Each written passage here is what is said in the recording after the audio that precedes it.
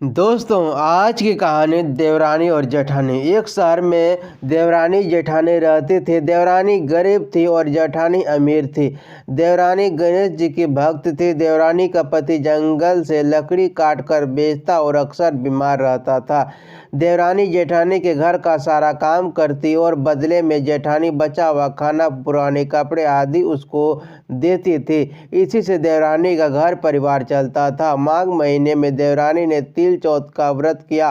5 रुपये का तिल व गुड़ लाकर तिलकुट बनाया। पूजा करके तिल चौथ की कथा सुनी और तिलकुट छीके में रख दिया और सोचा कि चांद उगने पर पहले तिलकुट और उसके बाद ही कुछ खाएगी। कथा सुनकर वह जेठानी के यहाँ काम करने चली गई। खाना बनाकर जेठानी के बच्चों को खाना खाने को कहा तो बच्चे बोले, माँ ने व्रत किया और माँ भूखी है। जब माँ खाना खाएगी तभी हम खाना खाएंगे। जेठानी जी को खाना खाने को कहा तो जेठानी बोले, मैं अकेला नहीं खाऊंगी, चांद निकलेगा जब खाएंगे तभी खाऊंगी।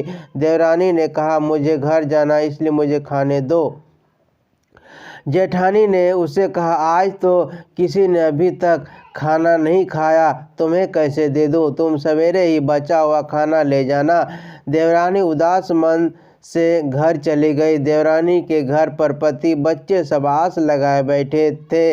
आज तो त्यौहार है, इसलिए कुछ पकवान आदि खाने को मिलेगा। परंतु जब बच्चों को पता चला कि आज तो रोटी भी नहीं मिलेगी तो बच्चे रोने लगे। उसका पति बहुत क्रोधित हो गया और कहने लगा कि दिन भर काम करने के बाद वह 2 रोटियां नहीं ला सकती तो काम क्यों करती हो?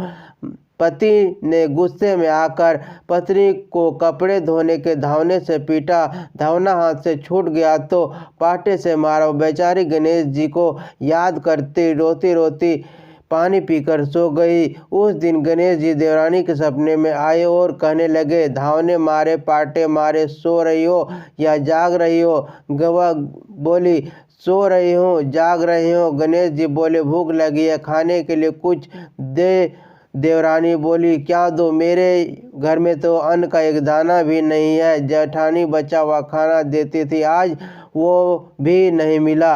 बचा हुआ तिलकुट छीके में पड़ा है, वही खा लो। गणेश जी ने तिलकुट खाया और उसके बाद कहने लगा, धावने मारे, पाटे मारे, निमटाई लगी। कहाँ निमटे? उसने कहा, यह खाली झोपड़ी है, आप कहीं भी जा सकते हैं, आप इच्छा वहीं निमट लो। फिर गणेश जी बोले, अब कहाँ पहुँचूँ? अब देवरानी को बहुत गुस्सा आया। उन्होंने कब से परेशान किया जा रहा है। सो बोली, मेरे सिर पर पहुँचो। और कहाँ? देवरानी जब सुबह उठी तो देखकर हैरान रह गई। पूरा घर हीरो और मोतियों से जगमगा उठा है। सिर पर जहाँ विधायक जी पोंछनी कर गए थे, वहाँ हीरे के टीके और बिंदी जगमगा रहे थे। उस दिन देवरानी जेठानी के काम करने नहीं गई। जेठानी ने कुछ देर तो राह देखी, फिर बच्चों को देवरानी को बुलाने के लिए भेज दिया।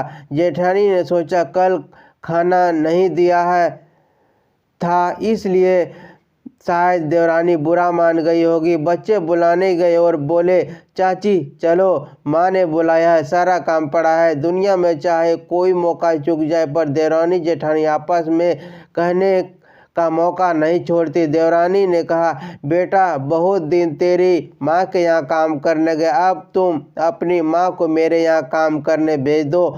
बच्चों ने घर में आकर माँ से कहा कि चाची का पूरा घर हीरो और मोतियों से जगमगाता। जेठानी दौड़कर देवरानी के पास आई और पूछा, यह सब कैसे हो गया? देवरानी ने उसके साथ जो हुआ वो सब कह डाला। घर लौटकर जेठानी ने कुछ सोचा, अपने पति से कहने लगे, आपने धावने और पाटे से मारो। उसका पति बोला, भली मानस, मैंने तुम पर कभी नहीं हाथ उठाया, मैं तुम्हें धावने और पाटे से कैसे मार सकता हूँ? वह मानी नहीं और जिद करने लगे। मजबूरन पति को उसे मारना पड़ा। मार खाने के बाद उसने ढेर सारा घी डालकर चूरमा बनाया और छीके में रखकर सो गई। रात को चौथे विधायक जी उनके सपने में आए और कहने लगे कि उन्हें भूख लगी है, मैं क्या खाऊं? जेठानी ने कहा, हे भगवान गणेश, आपने मेरी देवरानी के घर पर एक चुटकी सूखा तिलकुट खाया था। मैंने तो झरते घी का चूरमा बनाकर आपके लिए छीके में रखा, फल और मेवे भी रखे हैं, जो चाहे खा लो। गणेश जी बोले, अब निपटे। जेठानी बोली, उसके यहाँ एक टूटी झोपड़ी थी, मेरे यहाँ उत्तम दर्जे का महल है, जहाँ चाहे निपटो। फिर गणेश जी ने पूछा, अब पहुँचूँ कहाँ? वो बोली, पहले चूल्हे के नीचे गड़ी हुई मोहरों की हांडी और औरतानाक में रखी सुई की प्रांत की कर। इस प्रकार विनायक जी ने सुई जैसी छोटी चीज का भी बंटवारा करवाकर अपनी माया समेटी। हे गणेश जी महाराज, जैसे आपने देवरानी पर कृपा की वैसी सब पर करना। कहानी सुनने वाले और हुंकार भरने वाले सब पर कृपा करना। किंतु जेठानी की जैसी सजा दी वैसी किसी को मत सजा देना।